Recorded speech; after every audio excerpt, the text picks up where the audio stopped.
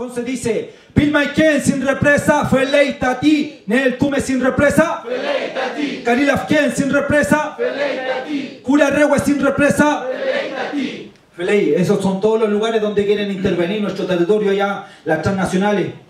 Hábleme también.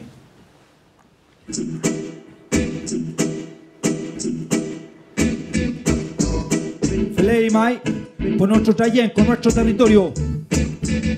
Como en Ralco, quieren hacer lo mismo en Pilmaiken, matando todo lo hermoso que tiene su nego en cada río. Tiene su fuerza y su belleza, no dejemos que la destruyan con su represa. Como en Ralco, quieren hacer lo mismo en Pilmaiken, matando todo lo hermoso que tiene su nego en cada río. Tiene su fuerza y su belleza, no dejemos que la destruyan. El gobierno dice que estamos en crisis energética, que hay que construir centrales hidroeléctricas. Mentira, son intereses económicos que llenan los bolsillos de huencas políticos, haciendo embalse los balsas con falsas expectativas. Desarrollo puro toyo, inunda la tierra nativa, nuestra Mapu es pureza y no se manosea. Si quieren destruirla, Mapuche la pelea. El Alto Biobío, Pehuenche en agonía, fuerte sufrimiento era para la Patagonia. Represas y torres de alta tensión, bajo el amparo del Estado, el privado hace invasión.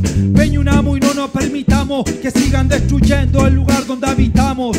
Seguir luchando en nuestra tarea contra Pulbunen de esa Power S.A. Yeah.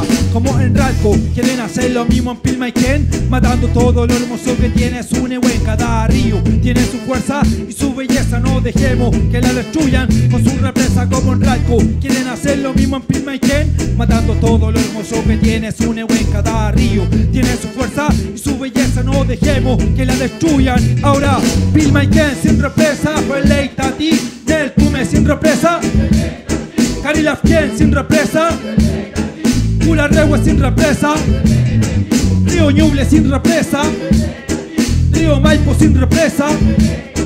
Nuestros ríos no se venden, Feleitati, se luchan y se defienden, Feleitati.